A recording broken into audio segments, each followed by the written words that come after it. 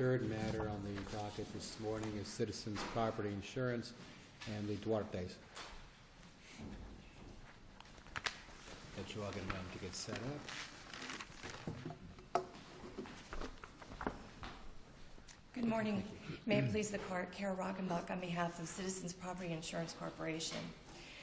For this Court to affirm the lower court's ruling, this Court would have to abandon decades of insurance jurisprudence that holds that an insured must carry the burden of proving a named peril. In this case, Citizens' endorsement for sinkhole loss coverage is a named peril endorsement. There is no question that the insured should have had the burden of proving that their loss was caused by sinkhole activity. This is no different than if the policy excluded coverage for hurricane and then the insured purchased a hurricane endorsement. Or, for instance, we have exclusions for mold or fungus or nuclear hazard. If Citizens sold an endorsement for one of those named perils and the insured purchased it, then the insured, by insurance coverage law that's incorporated into our policy, would carry the burden of proof. There are two very significant points for this Court to know about the burden of proof issue. This issue was briefed and argued before a panel of this Court in March of this year in a case called Mejia versus Citizens.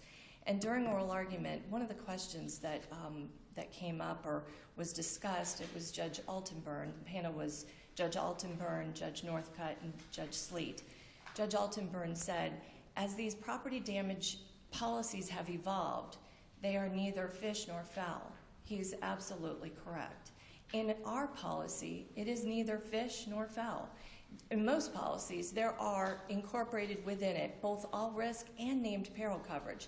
In our particular policy, under coverage C for personal property, there are 17 named perils, 17 identified named perils, which there's no dispute. The insured would have the burden of proving one of those named perils if they were seeking coverage under that particular portion of the policy. In this case, Citizens expressly excluded coverage for sinkhole loss. It's exclusion 1I under the all-risk portion of the policy. It's excluded. If the plaintiff was seeking coverage under the all-risk portion of the policy for sinkhole loss, it doesn't exist. You won't find it there. So the plaintiff knew, the second point that this Court needs to know that's really important, is that in this case, like the Mejia case, the plaintiff knew they had to plead and prove this named peril. In paragraph 8 of the plaintiff's complaint, the plaintiff has alleged that the damage to the property is due to sinkhole activity and therefore a covered peril under the policy. The plaintiff knew they had to plead and prove this specific named peril. They did. They identified it. This is not just a simple water loss or crack case. That would have fallen under the all-risk portion of the policy. The plaintiff knew they had to identify the named peril, and they had the burden of proving it at trial. But what the Court did in looking at this case, and it was in a pre-trial hearing at Citizens' motion in lemony on burden of proof, and then subsequently throughout the entire trial, Citizens raised it repeatedly, charge conference, beginning of trial, wanting the proper burden of proof to be placed on the insured because it was a named peril issue. But what the judge did was convert the complaint. The plaintiff was seeking coverage and sued for breach of contract for denial of sinkhole coverage, sinkhole loss coverage. And what the judge did in ruling at the pretrial motion in lemony ruled that the plaintiffs need only prove some physical damage during the policy period, just some physical damage. And in fact, the jury verdict that was given to the jury was, did the plaintiffs prove by the greater weight of the evidence that their home suffered physical damage during the policy period? But that's not what our sinkhole loss endorsement requires. It actually has a tail to it that says direct physical loss to property caused by the peril of sinkhole loss, caused by the peril caused. It has to be caused. That's the particular coverage that they're seeking under this policy. And sinkhole loss is defined in the endorsement, not just as actual physical loss, as the jury was instructed in the verdict form, but actual physical loss caused by sinkhole activity. That tail of the definition in the insuring agreement and the endorsement is really important, because if it's not there, then the plaintiff is just seeking the basic all-risk general property damage. And under that, there's no sinkhole loss coverage. In the endorsement, if the court looks at the endorsement, there have been questions about if you drop down halfway through on page 1 of the sinkhole loss endorsement, it says that loss caused by sinkhole exclusion 1I, and that's in reference to the exclusion in the all-risk policy, does not apply with respect to coverage provided by this endorsement. That's really significant because it makes the main policy make sense with the endorsement. If we didn't reference the exclusion, then I'm sure that we would be hearing the argument of ambiguity. Well, you excluded it in the main policy, but you're adding it in the endorsement. So we had to make that reference. But what's significant in the reference to the exclusion is that we're saying if you seek coverage under this named peril endorsement, we're under this endorsement that's provided here, then we're not going to raise the exclusion. We'll raise the exclusion under the all-risk portion of the policy, but if you specifically seek this named peril coverage, then we won't apply the sinkhole loss exclusion. And that's very clear in the endorsement. There are two cases, obviously, during the Mejia oral argument, we discussed the Hudson versus Prudential case from this court, which was back in 1981. And this court then said, which still holds true today, that in determining the burden of proof, this court has to examine the policy. In this particular policy, if you look, this clearly is a named peril. And in examining that policy, you then have to identify that Florida's jurisprudence, actually national jurisprudence, if it's a named peril, the burden of proving that peril is on the insured. Hudson still holds true for that legal premise today. Hudson is different in that it had an exclusion that Prudential was asserting at trial. It actually, the endorsement narrowed the exclusion that Prudential was asserting at trial. We all know that if there's an exclusion, it's on the insurance company to prove that exclusion. That's not the case in this particular appeal.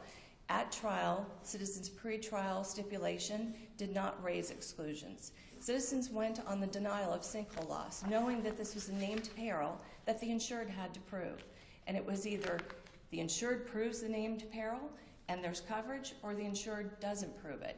But Citizens, unlike Prudential in the Hudson case, was not asserting a policy exclusion that had changed by endorsement. The Florida Farm Bureau case is also a case that's cited in I think both parties' briefs. It's the first ECA case where Florida Farm Bureau was raising an endorsement and OIR rejected it. It was a sinkhole endorsement, and that case is not applicable to this issue of burden of proof. That case was involving an amount. Florida Farm Bureau wanted to make lower amounts for sinkhole loss coverage than their general property damage amounts. And the court said, the first ECA said that OIR was correct, and it was reasonable to conclude that the amount of sinkhole coverage was intended to be the same amount as casualty coverage provided in the base policy. It's the amount that was significant in that case. In this case, there's no distinction or difference between the amount of coverage. That's not at issue. It's the burden of proof issue, and Florida Farm Bureau has no applicability. Unless the court has any questions about the sinkhole loss endorsement and Citizens' position on the burden of proof, the other issue that this court may want to address in reversing this opinion or reversing the final judgment is the closing argument comments. In our brief, we pointed out that there was an objection and it was sustained. But the closing argument started right out of the box with plaintiff's counsel saying, "Good morning. There's too much at stake here to have anything other than 100% authenticity. What Citizens did yesterday with those two witnesses was an intent to deceive you. We showed it time and again, an attempt to deceive this jury." So there are two references to the word deceive or the word to deceive, intent to deceive. And Citizens objected but did not move for mistrial until after the fact. So my burden here is to prove the Murphy versus International Robotics four-prong. The first point is abundantly clear. It's improper argument. I don't think anyone disputes that. I'm sure even trial counsel to do it again wouldn't say it that way, because we know that I thought the whole idea of Murphy was to put an end to the situation that had arisen in the DCAs where people could hang back, not object or not move for a mistrial, and then the case side became very confused, and some DCAs would reverse for fundamental error, some would not, and you never knew what the result was going to be, but you could hang back and not make the objection or not move for mistrial, and then have an ace in the hole, as it were, on appeal. And in Murphy, the Supreme Court seems to say, well, we're not going to let you do that anymore. You need to make the objection, you need to move for a mistrial, and if you don't, you're done. And we're just going to give you this tiny, tiny little escape valve, which, as I understand it, seems to be limited to just outrageous things like appeals to racial or ethnic prejudice or some kind of gender thing or something like that. And show me how this qualifies under that part of Murphy. Sure, thank you, Your Honor. And you're correct, absolutely. Murphy narrowed it significantly for the very purpose that you described, that it wouldn't be a built-in, hold-back, reversible issue. And I think that the record in this case actually shows that that wasn't the purpose, because citizens moved for mistrial, albeit too late, but it was not done at the moment for one of the prongs of Murphy, that it would have been incurable. Sometimes if you move for mistrial in the throes of trial battle, couldn't the trial court have strongly admonished counsel and in front of the jury said, well, this is improper, don't do it again, and instructed the jury to disregard it? No, that was actually outside the jury's presence, and it was at the motion for mistrial hearing. It wasn't the transcript shows objection, Your Honor, improper argument. But why court couldn't says counsel have sustained. requested a curative instruction? I'm sorry? Why wasn't it possible for counsel to request a curative instruction? That goes to the incurable prong of the Murphy versus International robotics analysis. And deceitful is a bell that can't be unrung. Once someone comes out of the box and the first words out of their mouth in closing argument is, let's be authentic here. Let's be truthful. The party was deceitful, not the witnesses, the party, citizens. And by implication, Citizens, being a corporation, can only act through its counsel, so it's also Citizens and its counsel trying to deceive the jury through providing these two witnesses. Well, is there a case or cases that we could look to that would support the proposition that a statement like this made in closing argument would qualify under Murphy? There is I cited several cases in the brief. One of them is Pier 66. It's a 4th District Court of Appeal case that talked about there was a new trial that was granted based on counsel calling defendant counsel saying that they were liars, defendants were liars. The Sun Supermarkets case, which is a 3rd DCA, that defendant counsel lied to the jury. In candor to the court, these are pre-Murphy cases, so I understand that the burden for me is extremely high under Murphy, no question. How would you distinguish the Carnival opinion? And the authors on the panel say you should give it your best shot. Okay. Where they talk about and it was only a year ago too. Yeah, I think the holding that one said it was not incurable. That's true. The improper behavior did not amount to fundamental error in the Carnival case. That is correct. A difficult case to distinguish. The argument that Citizens presents today is simply that it would be the 4th prong of Murphy, unfair injustice to the system for parties to complain and in closing argument that the other party was deceitful. It's completely different to say that a witness lied under oath if the evidence supports it and the witness was impeached. But I don't think we want the system to allow for parties to say that the other party, the corporation party, who can only act by counsel, was deceitful. But we respectfully request that this court address the significant issue of the burden of proof, which is the named Peril policy endorsement of Sinkhole laws. Thank you.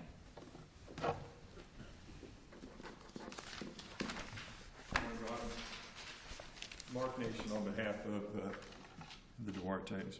And I'm going to address burden of proof first, then I'll do closing argument. And there was an argument on bifurcation that I'm going to address very, very briefly in this case. Counsel was inaccurate when she said that we would be undoing the jurisprudence of Florida in this case to affirm Judge Barton's ruling in this case. The law in Florida has always been that with an all-risk policy, and this is an all-risk policy, that the insured need only show that there would be a damage during the policy period. Doesn't have to show what it was caused by. And then the defense, the insurance company, has to show that it's excluded. If you look at the deck sheet in this case, and it's page 27 of the record,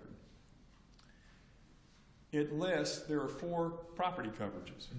Coverage A, dwelling. And that's the all-risk portion of the policy. They admit that. And then you go down, it has B, other structures, C, contents. That's a named peril. And D, loss of use. Instructive in the deck sheet is below that, it has sinkhole coverage. And then it has next to it the premium amount. It's included in the coverage A limit, or premium. It's included. Now, think of it conceptually. It's an all-risk policy. All means all. We cannot add anything to all. It covers everything. Dancing on wood floors with stiletto shoes, a meteor hitting the house, it covers all, unless it's excluded. And what they did is excluded earth movement. And then they have the endorsement, exactly like Judge Shebb dealt with in Hudson. Exactly. It's the same case. They want to distinguish it. It's not. Hudson had an exclusion for earth movement, had an endorsement for sinkhole activity, and that court said that is simply a narrowing of the exclusion. And if I've made this argument many times on this issue.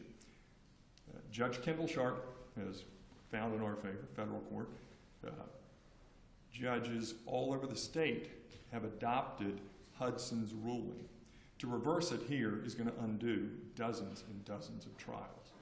We have the 11th Circuit, who has followed Hudson, putting the burden of proof on the insurance company, and our local trial judges have done it. I think 1 or 2 times only has it not been found in the burden of proof found our way, but been found in favor of the insurance companies.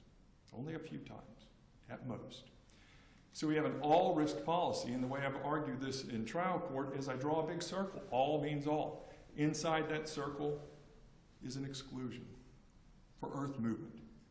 Inside the earth movement exclusion is the sinkhole endorsement. It just narrows that exclusion. It's not a named peril. You cannot add a named peril to an all-risk policy. It's just intellectually it doesn't work.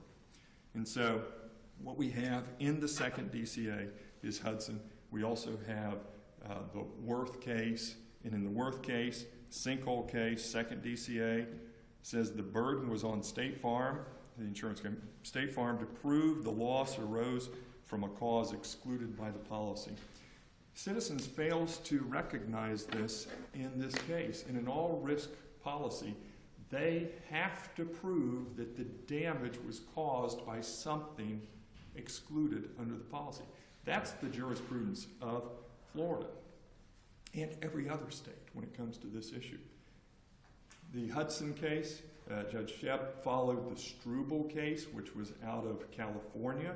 It was an earth movement exclusion with an earthquake endorsement at the end. Same ruling as we have in our case, same ruling as we have in Hudson. It simply narrowed the endorsement. Narrowed the exclusion. What Citizens is trying to do, if they wanted to, they could have written into their policy in the endorsement that the burden of proof is on the insured to show the following things. So either one of 2 things happened. One is, they tried to do it in the Office of Insurance Regulation, would not allow their form to be passed because of that. Or they thought they'd have a better shot in front of the courts. We have now out of Pennsylvania, believe it or not, a sinkhole case, the Betts case, which follows Struble, also the same ruling as Hudson. And so I would ask that this court, let me see if there was anything else, affirm Judge Barton on that issue. Oh, they don't have one case, not one case, supporting their argument that Hudson should be overruled in this case, or that the burden should be on the insured to show that the cause was sinkhole activity. They do cite two cases that they say support them, and those two cases are the direct carpet case, and in the direct carpet case, it's an Ohio case, burden of proof, name peril, none of that was the issue. The issue in that case was a fight between the plaintiff and the defendant on what was the insurance policy. And in that case, though, the court did talk about the endorsement at the end of that policy, but that endorsement, and I'm quoting from the case, is called an optional perils endorsement, quote, which is specifically indicated as pertaining to personal property of the insured, which is usually going to be a named peril anyway. Personal property of the insured, quote, this is undoubtedly in addition to the basic form which provides only specific risk coverage rather than all risk coverage. So their direct carpet case is not an all risk policy case. The other case is PBM Nutritional, and in that one it was an endorsement that just set forth an exclusion, and then the exclusion says, we exclude pollution, except pollution caused by specified number of perils. Neither one of those cases have anything to do with this situation. With no questions on that, I would proceed. Closing argument. You had to be there. Closing argument took place the morning after the evidence closed. The day before, I cross-examined their two expert witnesses. Their credibility was not simply attacked. It was destroyed. They were shown to have been giving testimony throughout their testimony that was untrue. At points, the jury was laughing at them. So much so that Citizens' closing argument was less than a minute. They didn't try to rehabilitate their witnesses. They couldn't. They sat through the same cross-examinations. They said, in closing, they gave the credentials of their experts, and they said, if you believe our experts, you rule in our favor. If you don't, if you believe Mr. Nation's experts, rule against us. That's the closing argument. They could not touch the cross-examination. And so the first prong under this circumstance isn't improper. There was a list of things that those witnesses said that not only contradicted photographs, they contradicted their own reports. And so that first prong is not met. Certainly the other ones aren't met. The Jimenez versus Carnival case puts the nails in the coffin on that one. They don't meet any of the other prongs. And the final thing is bifurcation. One of the things they had mentioned is this need to enter into a contract for subsurface repairs before there can be a money judgment. They've waived that. That has not been raised. That's in their briefs. That was a ground for bifurcation. But last week, the second DCA issued an opinion that's on this contract issue, entering into a contract for sinkhole repairs. What I would point out in this case, it doesn't apply. Our verdict was $181,000. The policy limits are only $119,000. So and we didn't even put on our expert for the damage to the above ground, the structure. It would have been higher. And so our damage is much greater than the policy limits. And so the policy in this case says, in that case, they're just going to pay the money judgment. All right, thank you.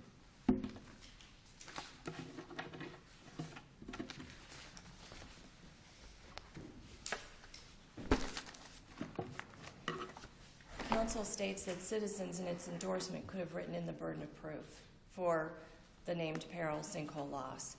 We did not have to. That's established insurance jurisprudence that I started by discussing with this court, that you'd have to abandon and ignore in order to say that Citizens had the burden of proving the non-existence of its named peril. We did not have to, nor does any policy in Florida or the country. If you look at the ISO standard policies, they do not write in who has the burden of proof, because our jurisprudence has already established that. If it's a named peril, it's axiomatic, the burden is on the insured. If it's a all-risk policy, then the burden is on the insurance company to prove its exclusions. The insured just has to prove some physical damage, which is what the court converted this complaint to in this case, and required just some physical damage. The Betts case out of Pennsylvania is not applicable. It followed the reasonable expectations doctrine, which Florida rejected, the Florida Supreme Court in Denny. The direct carpet case versus out of Ohio was exactly what you have here, and that's why we cited it. It's an optional perils endorsement. This is an optional peril endorsement. That's exactly what it is. We have to offer it, but they don't have to accept it. They don't have to pay for that named peril coverage. But if they do, then that's the burden they have to prove under the endorsement, that that's what caused their loss. And on the deck page, it is a specific identifiable endorsement, separate from coverage A, coverage B, coverage C, which counsel concedes is a named peril policy coverage within this all-risk policy. And you drop down and you'll see there is a coverage separate and apart endorsement for the named peril of sinkhole loss. The fact that it was calculated and included in the total premium does not mean that it is included in the all-risk policy. The deck page does not dictate the burdens of proof within the policy. This court has to read the policy and examine it, as Hudson tells you to, and determine who has the burden of proof based on whether it's a named peril or not. This court will see that the endorsement clearly provides a named peril coverage. The Warfel decision out of this court, it involved the presumption of correctness in the statute that is probably going to be teed up in another appeal before this court, but that was not on a burden of proof issue. That wasn't an issue in that case. Warfel just simply identified that it was not disputed in that case, and that State Farm policy is not at issue in this case. Hudson and Strubble are very interesting. They're similar. Hudson, obviously out of California, involved earthquakes, and Hudson here, Strubble, the earthquake case out of California, and Hudson here, the sinkhole. But if this court looks at both of those decisions, you'll see it narrowed the exclusion for earth movement. Counsel said it correctly when he was standing here, earth movement. That's not what we did. We actually added the named peril of sinkhole loss endorsement. Not that we didn't narrow the earth movement exclusion. We have an exclusion for sinkhole loss. We added the named peril for sinkhole loss by endorsement, and the insured should have had the burden of proving it at trial. We respectfully request you reverse and remand for a new trial on the proper burden of proof. Thank you.